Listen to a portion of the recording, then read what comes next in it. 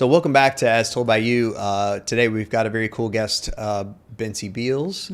I met Bency at Professionals on the Patio, and we had a kind of a very, very brief conversation, but I looked up her stuff online after we got us like, wow, she would be a really cool guest because she does leadership training and speaks on leadership. And boy, if there's anything I need is training on leadership. So I said, well, let's, selfishly, I'm going to have Bency come in here and talk to us a little bit about leadership. So, Bency, welcome.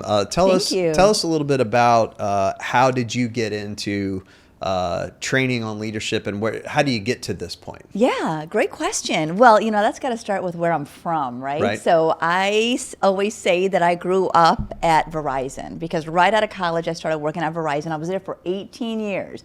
Wasn't my intention, but I just happened to really flourish there. And so half of my career was in learning and development. So it was customer service training, sales training, and leadership training was just kind of evolved with that. And I started doing a lot of leadership training. Coaching came out of that. And then the other half of my career at Verizon, I was in sales. Every level of sales that you can imagine, I was a part of that, including sales leadership, which I failed miserably. And then I learned and I grew because that's where you grow, that's where you stretch. And I learned a lot.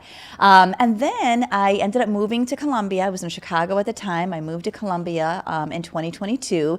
And I'm one of those people, much like you, both, I'm sure, very driven. And I found myself in a role where I was not driven anymore. I'm like, I don't want to do this.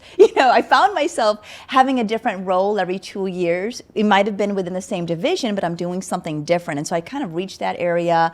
And I'm a person of faith, so I prayed about it. I was really reflective on it. I'm like, I loved training. Like, that's what I want to do. And I just happened to be in different areas where I started to meet people involved in having their own business.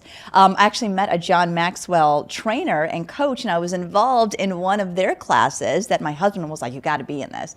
And it was called Put Your Dream to the Test. And that's when I realized, well, I want to do what you do, And so that's kind of where it came from, but based on my history and my experience.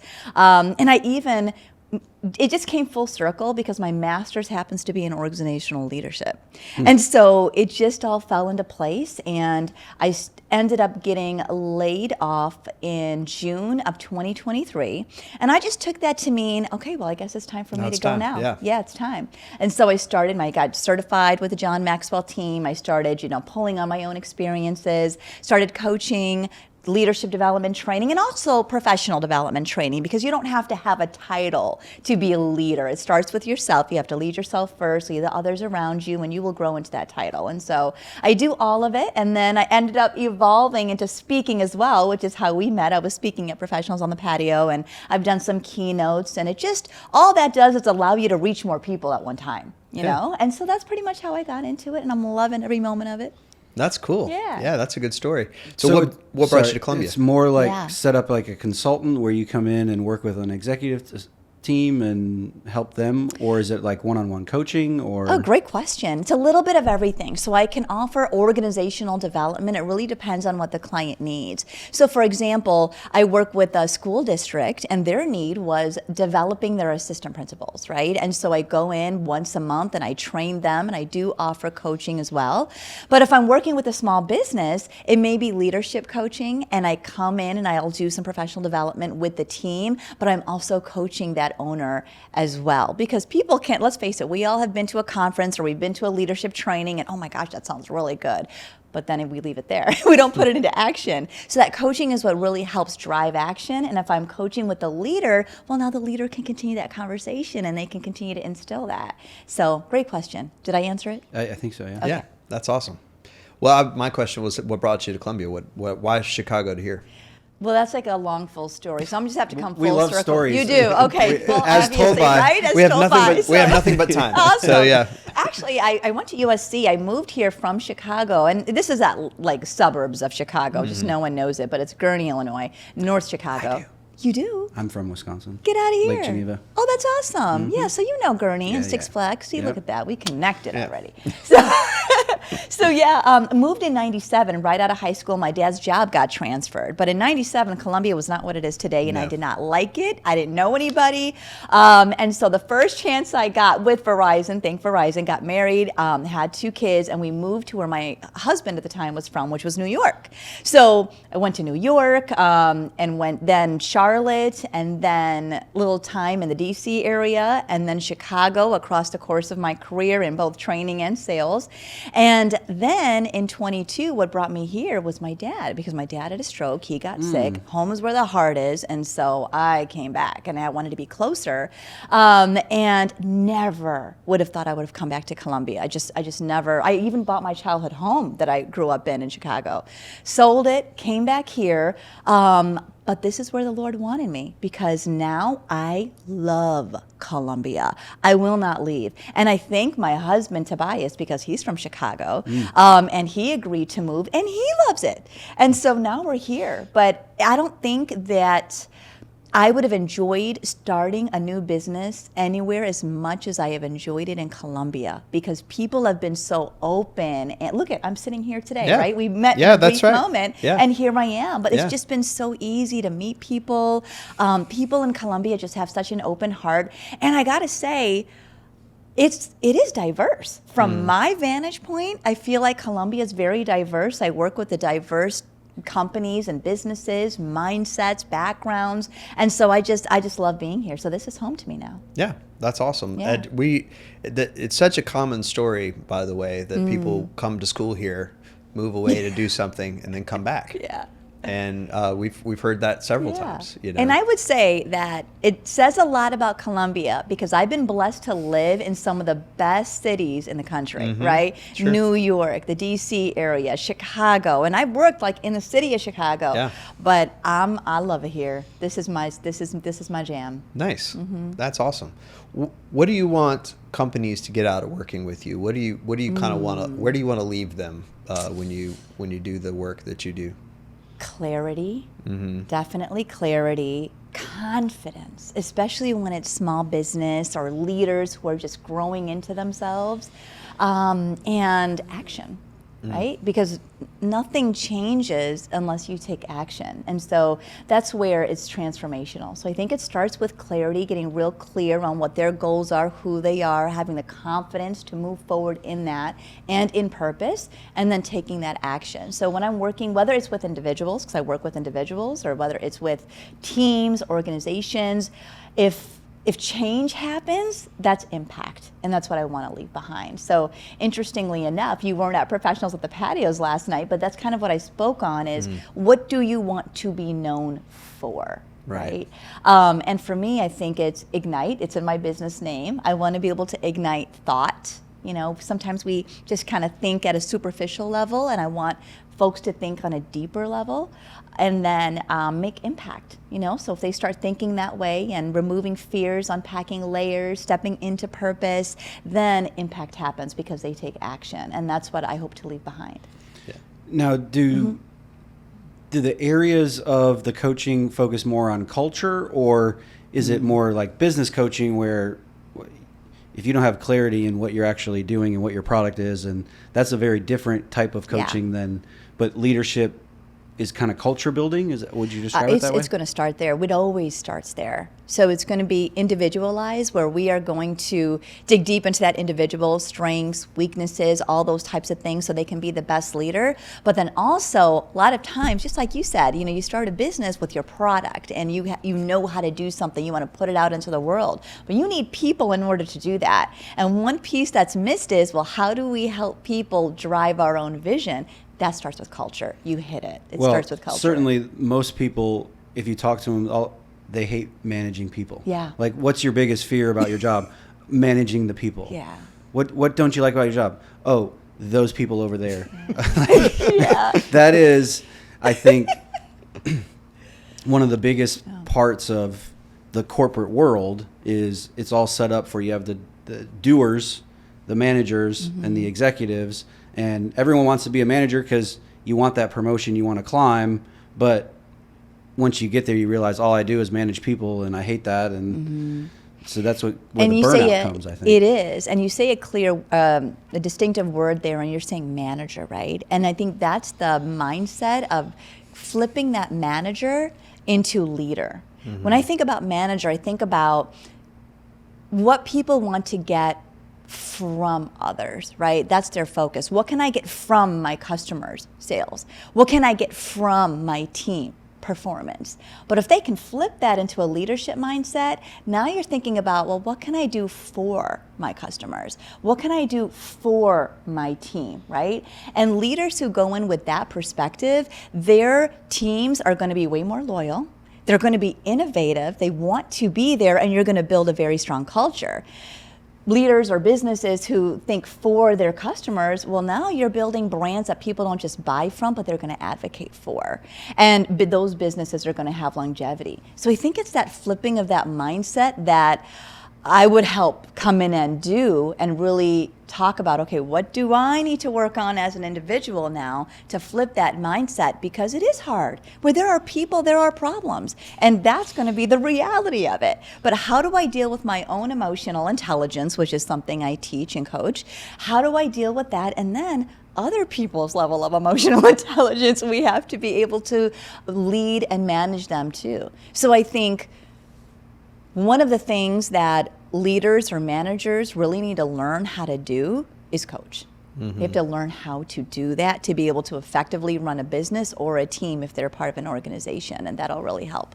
How do you think vision plays into leadership? A vision. Yeah. A vision, yeah. That is what your leadership is based on, is helping people realize your vision, right? So if you don't have a vision, then what are they doing? But also buy into it.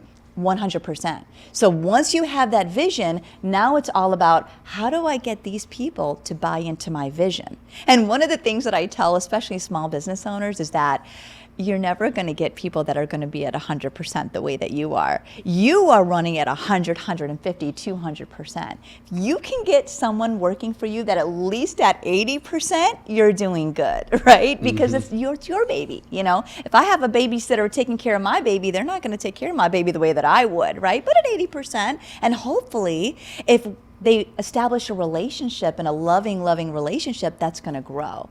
And that comes from that culture. And being able to communicate that vision effectively by being for your team. And that takes a lot. We have to be able to create that environment so our people know that we are for them. Nice. You're really good at this. No, I love it. I really love it. I can feel it. I was like, I'm taking mental notes that we're going to clip that. Yeah. Oh, I know. Yeah, that's right. It's like speaking in sound bites. It's really important. And I can see where you'd become a speaker, because that would. Have you done a lot of speaking before, like speaking engagements before? No. You started this business? No, I haven't. I was a trainer. So yeah, that helps. So that helps, right? So I'm speaking, but it's facilitating. Well, the sales background helps too. The sales background helps too. Sure. Yeah. But it's a totally different game when you are asked to do a keynote. Because now, what I've learned is, and I even tell people to write this down when I'm in a training.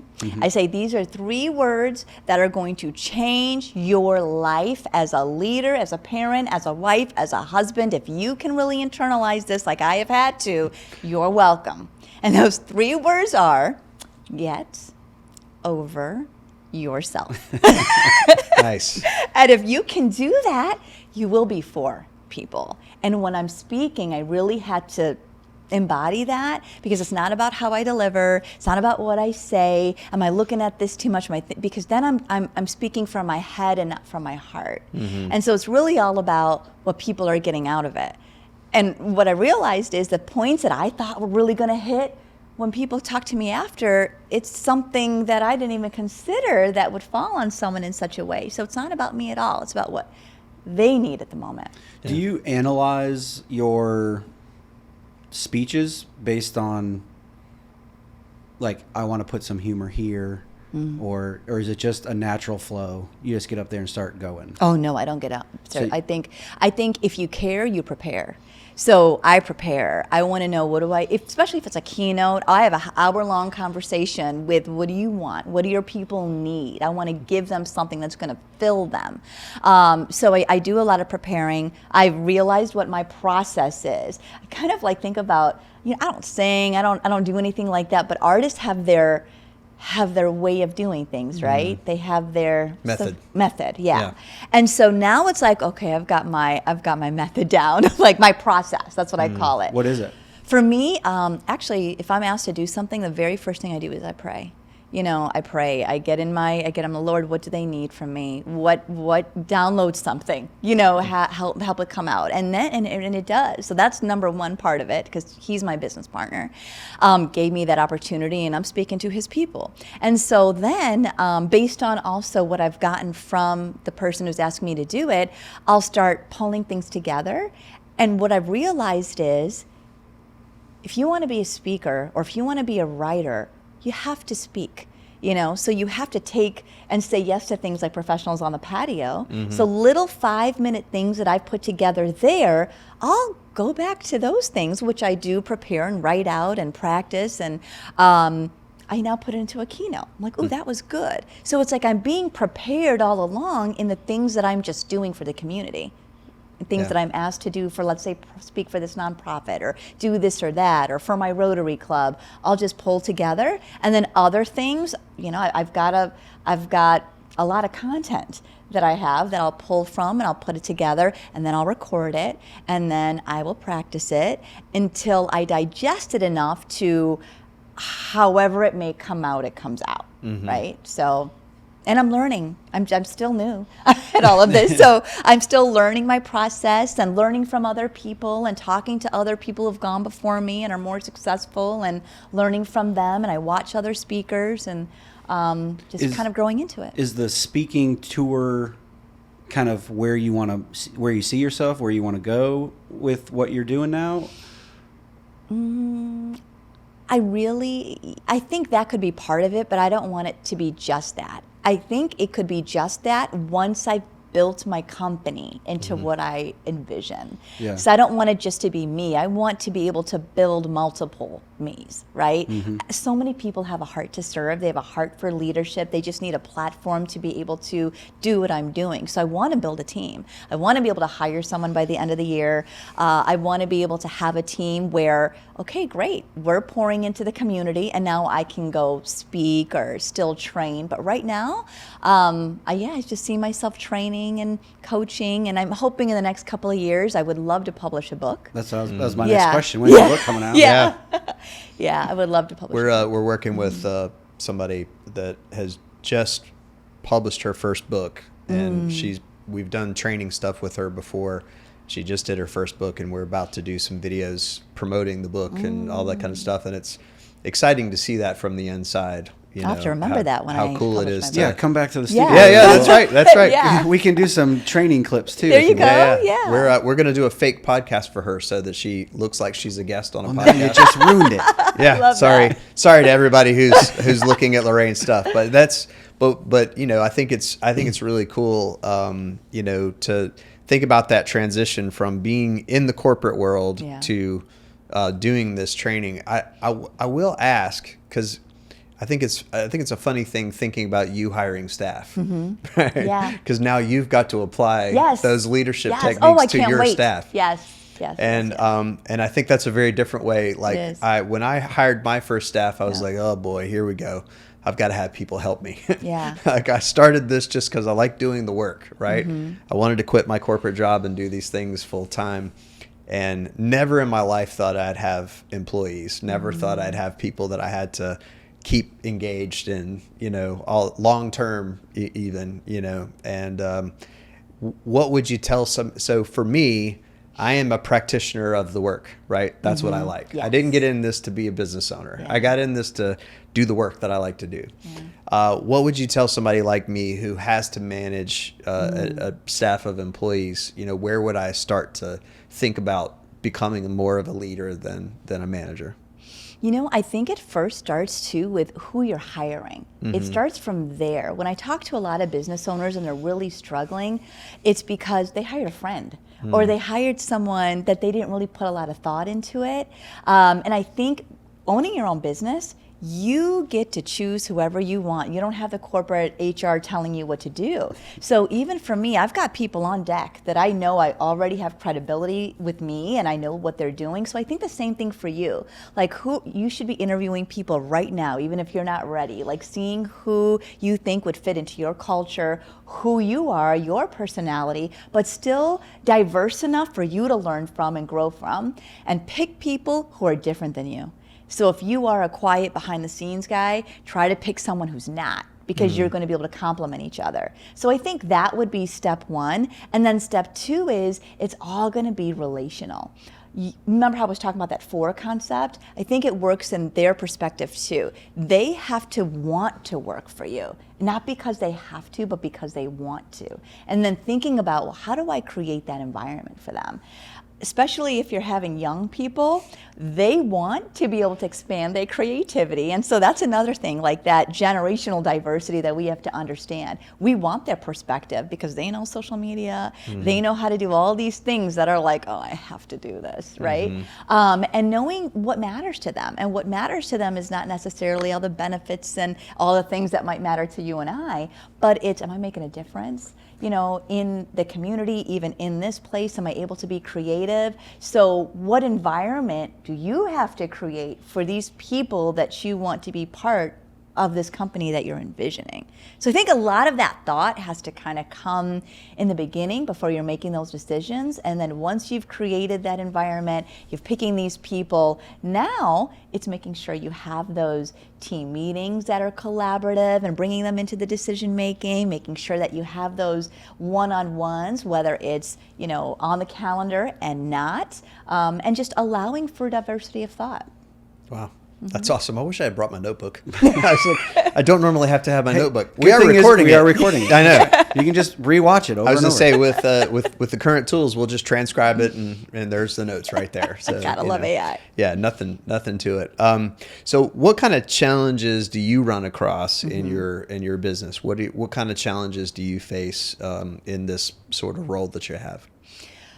Well, I'm growing. So right now it's kind of like, where do I go find the business, right? And also for me, I think I just kind of talked about like social media. I know that there are these forums that I need to be out in front of and kind of like putting all of those things together and making sure that I'm relevant.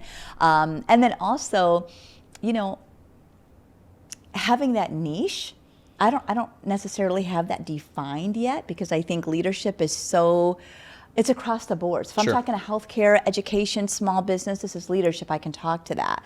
But of course, I'm always hearing, my coach and other people say, oh, you need to have a niche. So that's kind of like something that I'm trying to work through of how to market myself the best.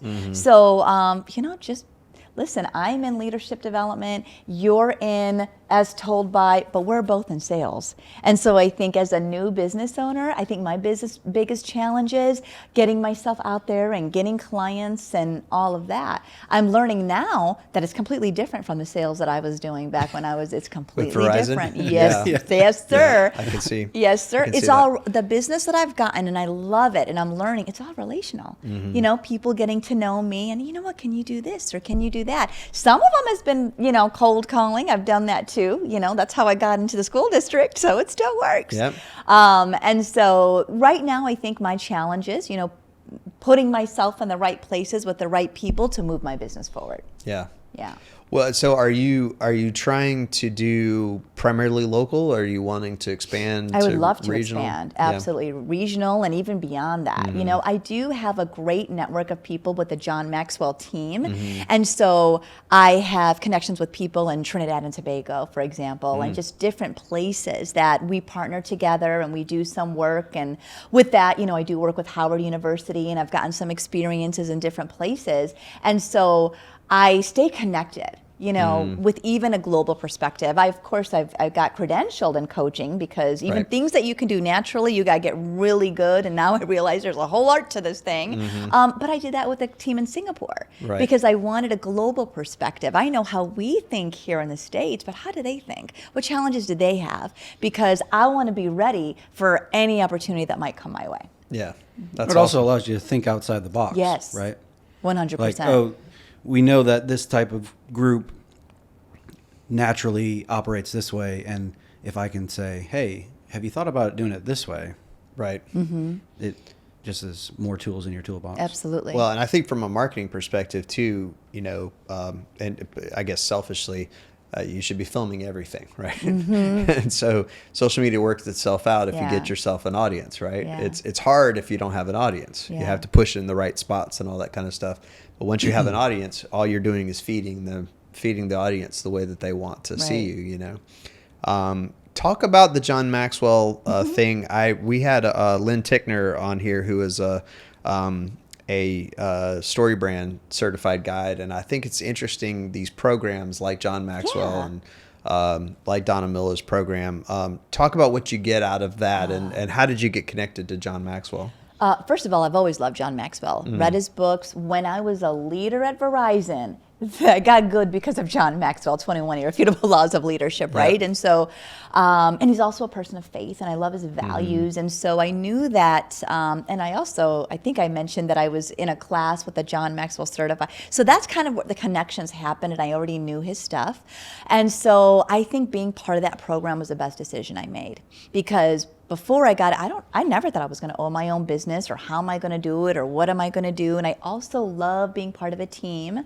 And what the John Maxwell team gave me is ideas, options, and a team. So I know there's a lot of different coaching organizations out there, and I'm sure they're all set up in a similar way. In the John Maxwell team, there's different lanes you can be in. You can be in the training lane, the coaching lane, the speaking lane, and then behavioral assessment. Now, I was already certified in the behavioral assessment through Verizon, and I was always a trainer with Verizon.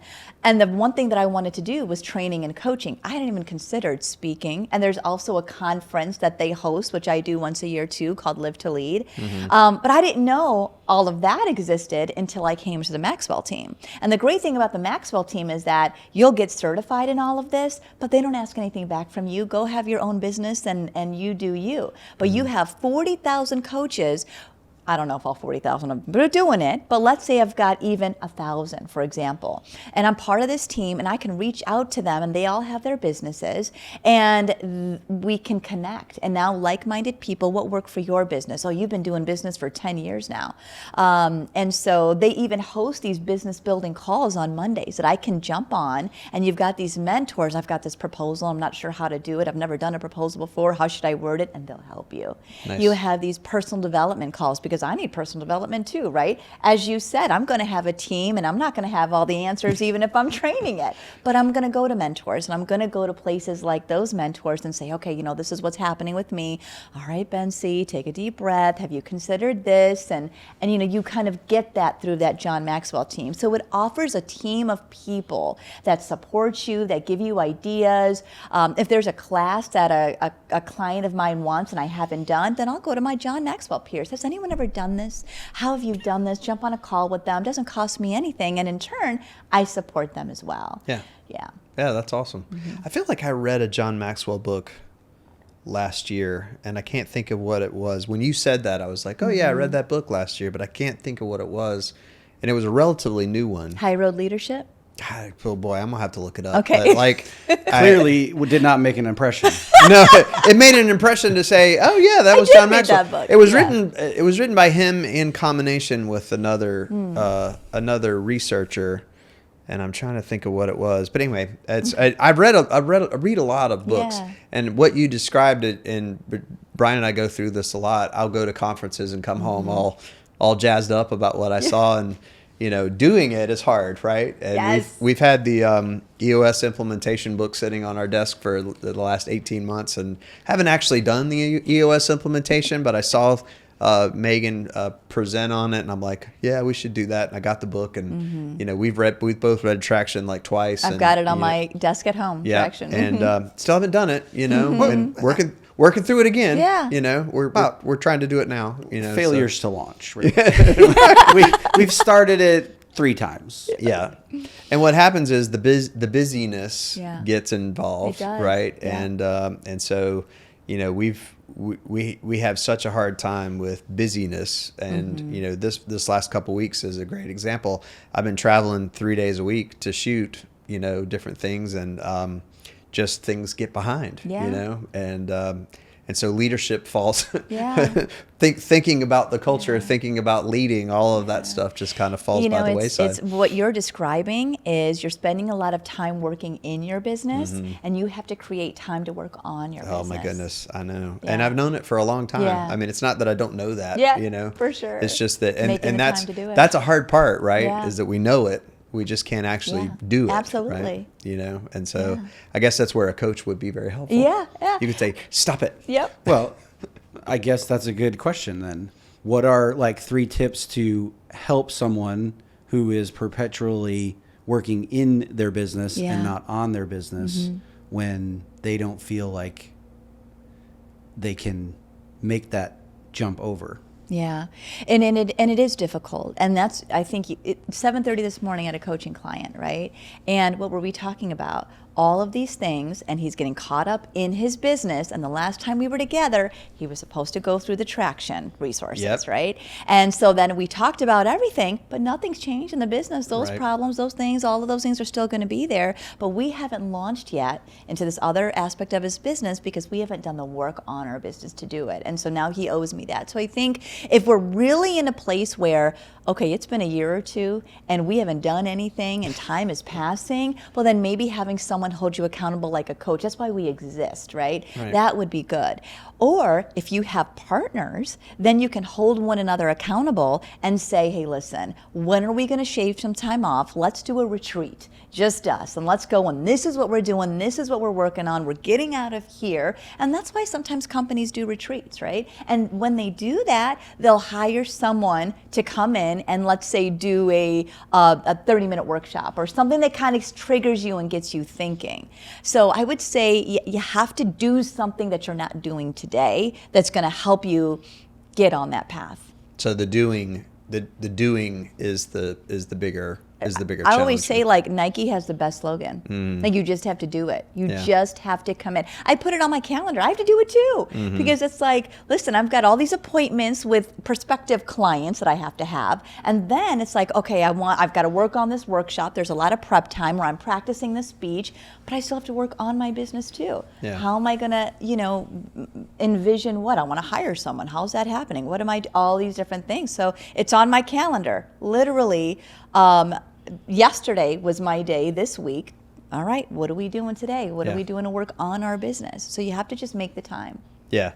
I heard somebody say last week, my TikTok, I'm not sure if you're on TikTok, but my TikTok is almost all either business coaching, food, or music stuff. So like the top 5 punk albums of the 80s, all that stuff. Great.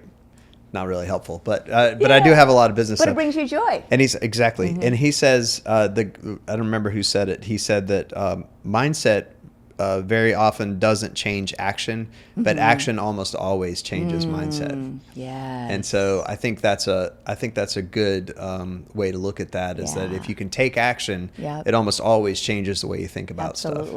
Yeah, I'm gonna take that one. Yeah, thank you. There you go. I don't know who I got it from, so we'll have to attribute it to unknown. It'll just go dash unknown. You know something that John Maxwell said? Yes, but what John Maxwell said one time was like, you can say, oh yeah, and John Maxwell said this one time, and then you could say that a couple times, and then you could say, oh, you know what, I once heard, but I often say, and so that can also... It becomes a thing that I say at some point, right? Exactly. If I say it enough. Or if I say it on my podcast, and I said it on my podcast, right? And that's, nobody can take that away from me. That's right. I always like to attribute it if I can, because I'm not, not coming up with smart things. Well, then our memory gets in the way of that, But I did notice it, right? So it's not that I said it, but I did notice it. So whatever, I'm sure it was on somebody else's podcast, so it's just kicked down the line, right? Yeah.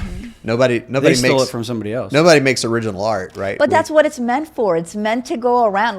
You know what I tell people? My biggest compliment someone could give me is doing what I do. Copy it. take it. Oh, yeah. You know, if I'm doing a class for these assistant principals and we do an activity, I'm like, guys, my biggest compliment would be take this and go do it with your team. You know? Sadly, nobody copies me. You know, so that's I'll have to figure out what I can do to be copied. You know, because that you're doing it right now. It does it right. Is that what it is? Yes. We're blazing the trail. Mm-hmm. Yeah, I think that's very cool. I think it's so funny. I watch so much TikTok and YouTube videos, and I go to conferences and stuff, and I feel like, and Brian has said this several times, that I'm just filling my head with so much information, and I've got to kind of stop that at some level.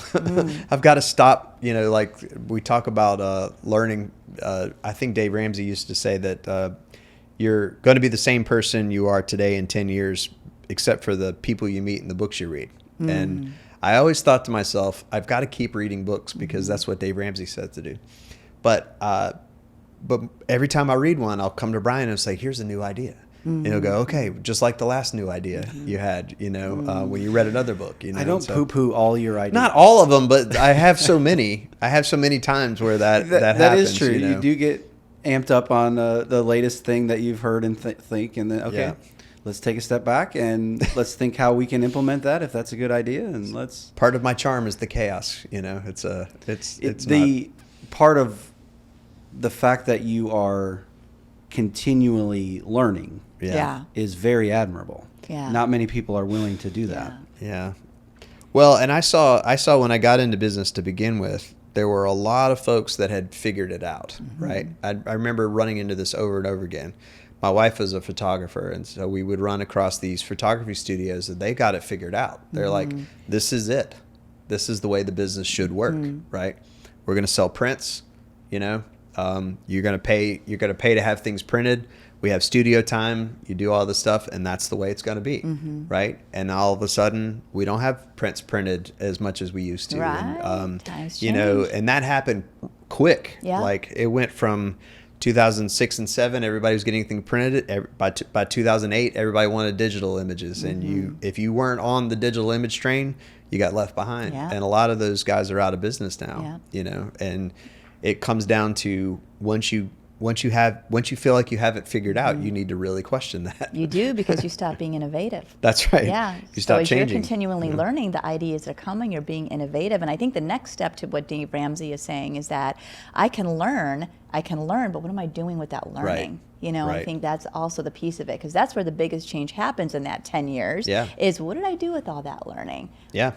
Well, it's one of the reasons why we're experimenting with AI right now is because, you know, I know it's happening. Yes. You know, and staying ahead of it. In the creative field, you know, we're going to say, you know, this is going to disrupt our industry. But at the same time, if we don't get a handle on it, you know, we're going to get left behind. Just know how to use it as a partner. That moment is going to flip. Yep. It's going to flip where it's not good enough right now. But it will be good enough. And once it is, we've got to, I've seen this happen over and over again, you know, where it just like it turns on a dime. It's like last week it wasn't, and this week it is. And so we have to kind of keep that going. I'm fascinated by all of the idea of working on the business. I've obviously been told this for a long time. But I just feel like it's so difficult to divorce yourself from the things that you love doing, which is that practical work, and work on the things you don't love doing, which is, you know, creating those culture moments and all that kind of stuff. So where do we go from here? Brian talked about it a little bit. Where's the business go from this point? Obviously hiring people, you know, that kind of thing. National bestseller. I was thinking TED Talk. Yeah. Is that still a thing where you get famous with a TED? I haven't heard a new famous TED Talk in a while. There was a couple of years there where TED Talks were popping people off. They were the thing, you know? right? Yeah. Not Simon so much Sinek anymore. hit with it, and you know, it's like I always wonder about like the PowerPoint. Like, are you a PowerPoint presenter, or are you just a command the stage type of presenter? Well, you know what Simon Sinek's doing right now is a podcast. So he's just started a podcast where, you know, he's interviewing people, and so I think that's the new thing. And I think that's one of the things that are in the future for me, because I have a 21-year-old son. Okay. And I would love to start a podcast with him because the generational differences, but a lot of it would be more personal leadership. Right. One of the things that I have a lot of fun with when I do the work that I do is put some personal stories in there because it will blow people away. And it's really fun to get people's reactions because one of the reasons I do what I do is because I've lived 19 lives. And I have had to have some transformational growth in my life. And so I definitely do life coaching and personal development as well. And so, and I'll just give you an example of that is that one of the things that I loved, and of course I love doing things for free too, in kinds and things like that, just being in the community. And so I partner with the Richmond Sheriff's Department at times when they need me for first-time youth female offenders and really trying to get them, and of course they have to get something expunged off their record and such, and I love doing that. And I love doing it because I've been there. I've been in their seat. I had to get something expunged off my record. And when they hear that, they're like, oh my gosh, Miss Bency, what did you do? And I'm like, oh. What did you do? Yeah. Wow. Like that mystery Open up a can of worms there. Yes. And now you got to tell us. And that's where the book comes in, right? Because this I will tell you. I will tell you that in my book will be the story of how I married my drug dealer. And so it goes very deep, and transformation goes very deep. And I wasn't on anything heavy or anything like that, but who you marry and who you choose to walk with you in life makes a huge impression and sets forth the journey of your life in one way or another. And I'm still dealing with those things today, right? Wow. And so now having my son who grew up without a father, and we had so many different struggles and such, where he is in life, the things that he's had, choices that he has made, and he is going through the transformation, and I'm just sitting back like, oh, been there, but not to that level. But I've been there. But I would love to do a podcast with him because he can reach people I can't reach. Yeah. And I can reach people he can't reach. And together, we might be able to reach people we're not even thinking about right now. Right. Because of the different topics and things that both of us have been through and that he's been through. And as a mother, how did I have to support him having a baby at 16 years old? Wow. Right? Yeah. And so while I was pregnant, mind you. And so there are so many different elements of growth, both personal and professional, that I've had to lead myself through, lead my family through, that transcend across what I do. And so one of the things that people write in the surveys and things is when they come to my training is that they feel like it's very holistic. I bring that level because I feel like I understand so many walks of life. And I don't know what these leaders are going through at home. I don't know what these people are going through, but they're bringing that with them. So if I can help them think deeper about themselves and unpack some things of how they can be better for themselves and for the people around them, whether it's their families or peers, if they're working for someone, if people are working for them, that's what I aim to do. And that's why I tell you, like, I wouldn't be here today if it was not for my faith, if it was not for God. And I put that in the forefront of a lot of things. And so sometimes when I work with organizations, I let them know, listen, this part of me can come out because it's very natural. Every client that I have is on my prayer wall, and I pray for them, so they have no idea that this extra covering is on them. But that just comes from a place of growth and a place where, oh, I know this works. And if real transformation is going to occur, then that spirit in you has got to be ignited too. Yeah. And so, I think what's next for me is that podcast is the book that brings together leadership and purpose and personal growth, and then whatever the Lord has for me. I feel like I'm being prepared for it. The story of your past. Yeah. Absolutely. Wow. Yeah. Well, I didn't expect that. You look you're so polished. Yeah, that's the surprise. Yeah, that's why I have fun with people when I drop these Yeah. little things on them, and I'm like, but you know what? I needed those. I don't know if I needed everything, but thank you, Lord, for all the experiences. Hey, everything brought you to where you are, It right? did, and it allows me to speak into the lives of people that I would not have been able to speak to. Yeah. If it didn't happen. Wow, that's really interesting. Where are you from originally? I'm from Gurnee originally, That's right. Waukegan. Yeah. Yeah. She grew up there. I Yeah. see. Grew up in Chicago. Grew up in that area, Okay. right outside of Chicago. Outside of Chicago, yeah. And then I moved here. So I went to USC. So and much of Chicago is outside of Chicago. Yeah. Yeah. Yeah. So, yeah. yeah. Yeah. So, and then New York for 5 years, which was the best ever. I love New York. I literally left a piece of my heart there. I go back once a year to retrieve it, say hello. And then Charlotte. Yeah, and everywhere I've went, I've picked up like a best friend that stays in my circle. You have your cool. inner circle and you have your outer circle. Most of them I met at Verizon. Nice. So who says you can't build great relationships where you work? That's family. Yeah, that's awesome. Well, it's great to have you here. Well, it's great to be here. Thank you. Thank you for the invitation. I had so much fun. I think this is very cool. So we end up with every podcast with 5 questions. Okay. These are your favorite things.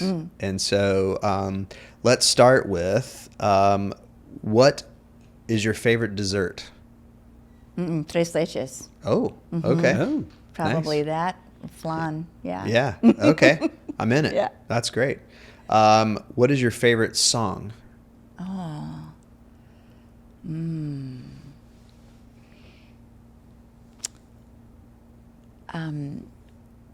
I think the song that I turn on every time that I need to feel the presence of God is going to still, right, even to this day, would be Oceans. I love that one, you know? And so, yeah, I guess that's a hard one because it depends on your mood. But I think if I'm going to go to the heart of me and what I turn on, if I need something, it's that one. Nice. Favorite sitcom? Cosby Show. Oh, nice. Wow. Yeah. Okay. That's good. That was a big deal for me when Yeah. I was a kid. So Yeah. I'm with you. If it's on, I'm sitting. Yeah. I'm watching it. I just started watching a weird one. I started watching Three's Company. Love it. Do you? So Oh, yes. I had forgotten how really funny that is. Oh, yeah. I mean, it's like Jack because Tripper. It's not normally one of those '80s comedies that's all kind of goofy and whatever. It is goofy, but it's like, but they really put a lot into the situations that they set up and all that stuff. And I'm like, I'm into it. I'm thinking about going and watching, Three's Company a couple episodes every day, which is So definitely Jack and Janet, but Yeah. then Chrissy and Cindy, and those have changed. Yeah, a well, little bit. Cindy was later. Chrissy is the first first season. one. Yeah. Yeah. Yeah, it's so 80s. That was probably the first sitcom I was ever introduced to because my aunts watched that one, and Yeah. so yeah. it's Well, a the good funny one. thing is that opening song takes me right back to sitting with my parents watching TV. Like that, when you hear that opening song, Yep. you're like, I want some popcorn, or I want like I had to. My best friend and I, we went and got tandem bikes around Santa Monica, Oh, and we wow, had to yeah. relive that. Like Yeah. that's how much I love Three's Company. Oh my God, that's great. Yeah. So favorite movie? Oh no, that's a hard one. Yeah. Oh my gosh. How could I even? I love the Back to the Futures. Okay. See, I'm Oh, gonna have to nice. go throwback. You Yeah, know, yeah, and no, if we're that's going cool. favorite, it's gonna have to be, something All like of that. my favorite Yeah. movies came out when I was in college. I have no Yeah. idea why that's the case, but Yeah, I mean, favorites tend to happen where you're most impressionable. right. Yeah, all of my favorite music and movies Yeah. came out in the 90s. Our coming of age time, right? Right? Yeah, that's right. Yeah. So I keep looking for a new favorite, but they're just not as good. I don't know. I can't explain it. It's how that works. All right, last one. What would be your last meal on death row? Indian food. My mom's home cooked Indian food. Nice. So yes, chor and kutan. So if there's any Malayalis listening or watching, they'll know what I mean. Chor and kutan. Okay. Good every job. every time I go to the Indian restaurant, I order the same white people Indian food. Chicken tikka masala. Tikka masala and butter chicken. And butter chicken. Every time, and I love it. Yeah. I well, love which it. Indian restaurant do you go to in town? So okay, we have the corridor of Indian restaurants here Yes. on Bush River Road. So Yes, you do. Two Gingers and Persis. Hyderabad House and Persis, Yes. right? And so I will just randomly pick Love it. whichever one Have is you had available. the Hakka noodles? No, I've not had anything Listen, but the you're gonna normal. have to try something different. So Yeah. you got to get the chicken Hakka noodles at Persis, and it's gonna come in this container. That's what you get when you go to India, and it's hot Okay. and fresh, and it's so good. All right. Just do the mild spicy, and you'll be okay. Well, here's the other thing that happens at Persis is that I think they have white people scale. Because I'll do, because the spice is 1 to 5, and I'll do a 3 spice, and it's not that spicy. Oh, It's just okay. kind of whatever, you know. Yeah. And I think they adjust it because they know that we can't handle it. You know, we can't. They may. We can't handle the big spice. Yeah. But I had a friend come over for dinner a year or two ago that was Indian, and his mom came, and she. I don't remember what we were having. It was a low country boil. We were doing a low country boil on on the picnic table, and she wanted spice to go along with it. She's like, "Do you have hot sauce?" And nobody had hot enough hot sauce. We all of us went to our houses to get the hottest hot sauce. And one of my friends had a ghost pepper sauce that he went and got, and nobody would try it even. And she put it on her shrimp, and she's like, "Yeah, it's fine, good. it's okay." You know, we're like, that's right. You can't even taste it anymore. I know, Yeah. everything's been burned off over the Right. years, you know. So anyway, well, Bency, it was so great to have you on. Oh, it was Thank you great so to be much here. for Thank being you. here, and I'm sure we'll run across each other soon. Yeah. Thank yeah. you. Great to meet you too.